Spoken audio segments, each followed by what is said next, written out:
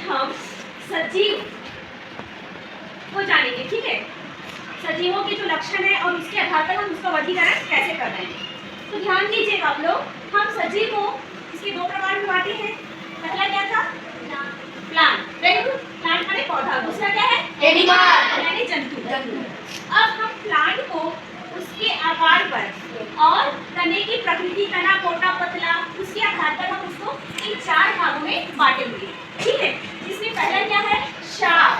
शाख को अंग्रेजी में कहते हैं हर्ब, झाड़ी को श्रब, वृक्ष को ट्री, लता क्लाइंबर, ठीक है। तो आपको कुछ अंग्रेजी नाम भी जानना चाहिए। अब देखते हैं कि शाख क्या होता है। अब उदाहरण को हम देखते हैं। धनिया लिखा है, ठीक है, आप लोग भी पढ़िएगा ना। तो हम देखते हैं कि जो पौधा होता है हम शाख की श्रेणी में कब रखते हैं? जब वह छोटा होता है, उसके पतले तने होते हैं, मुलायम होते हैं और उसका जो जीवन काल है कोई 1 साल या 1 से अधिक, ज़्यादा 1 साल ही अधिकतम रहता है, वो 1 से अधिक वर्ष तक नहीं रहता है। तो धनिया जो है हम अधिकतर 2 या 3 महीने में इसका जीवन काल खत्म हो जाता है ना, तो वो शाख की श्रेणी में आता है। दूसरे नंबर पर है झाड़ी। झाड़ी के उदाहरण क्या है? यहाँ पर गुलाब, ठीक है। तो ये पौधे आप लोगों ने देखा है ना।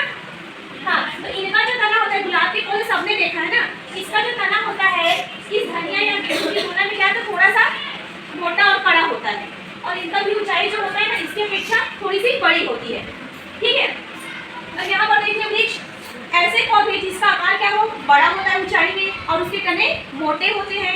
यहाँ आपके स्कूल के आसपास है कि नहीं है? आम का पेड़ सबके यहाँ घर पे देखो, स्कूल में भी लगाए हैं हम लोग।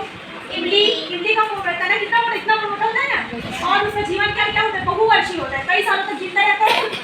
बरगद का पेड़ देखियो कैंपस के बाहर में है। पीपल के भी वृक्ष है, देखियो कि ना काफी बड़े होते हैं। तो ये हो गया वृक्ष के। अब लता को सब जानते हो। लता यानी क्लाइंबर होता है चढ़ना। तो इनका जो तना होता है वो बहुत ही मुलायम कमजोर जैसा होता है। तो ये जो है इनको सहारे की आवश्यकता पड़ती है। तो ये जो लताएं होती है ना वो दूसरे पौधों पर सहारे लेकर के चढ़ते हैं और कमजोर होते हैं। यहाँ पर मटर, तुरई, लौकी, कुम्हड़ा सब जानते हो, इसको घर पे अपने बाड़ी में लगाते हैं हम लोग, ठीक। अब थोड़ा सा कहाँ पर चलते हैं? जंतु को देखो। रीढ़ की हड्डी को जानते हो आप लोग? रीढ़ की हड्डी में खड़े हो तो रीढ़ की हड्डी पता है ना सबको? सबके में रीढ़ की हड्डी, ये जो होता है रीढ़ की हड्डी होता है। तो इस रीढ़ की हड्डी के आधार पर जंतुओं को 2 श्रेणी में बांटा गया है। अब रीढ़ की हड्डी को हम कशेरुकी बोलते हैं, ठीक है, मेरुदंड बोलते हैं ना। रीढ़ की हड्डी को मेरुदंड और रीढ़ की हड्डी मेरुदंड। तो जंतु में हम रीढ़ की हड्डी के आधार पर हम 2 प्रकार में बांटते हैं। जिसमें रीढ़ की हड्डी पाई जाती है उसको कशेरुकी जंतु बोलते हैं और जिसमें नहीं पाई जाती उसको अकशेरुकी, ठीक है। अब आप लोग तालाब गए होंगे नहाने के लिए, कुछ काम से तालाब अब जाते हैं ना गाँव में। आपने जोंक देखा है? केकड़ा, केचुआ, क्या लिखा है?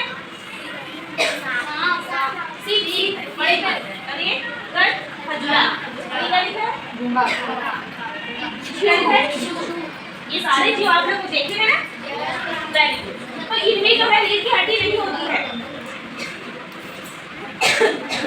अब यहाँ पर देखो कशेरुकी लिखा हुआ है जिसमें रीढ़ की हड्डी पाई जाती है। अब रीढ़ की हड्डी पाई जाने वाले भी जीव हैं, पक्षी हैं, जानवर हैं, सांप है, मनुष्य, बहुत सारे आते हैं। उनको कैसे कशेरुकी के जो अलग अलग प्रकार यहाँ पर दिख रहे हैं, जिसमें पक्षी, सर्प, बहुत सारे जीव आते हैं, उनको हम किस आधार पर बांटते हैं। तो आप लोग में से कोई भी एक आ करके यहाँ पर पढ़ेंगे, ठीक है। कोई भी आ जाओ, वेरी गुड। लीलाधर के लिए ताली बजाओ, ठीक, गुड। तली हुआ अंडे देने वाले मछली, तली हुआ स्थानीय अंडे देने वाले कीड़ा, सही सर्पों से ढका अंडे देने वाले सर्प, शरीर पर बाल पाए जाते हैं, बच्चों को जन्म देने है स्तनधारी, गुड। और आखिरी में क्या है? शरीर पंखों से ढका अंडे देने वाले पक्षी, ठीक है। तो आज हमने पौधे और जंतु को, उनके बहुत सारे जो प्रकार हैं उसको हमने देखा।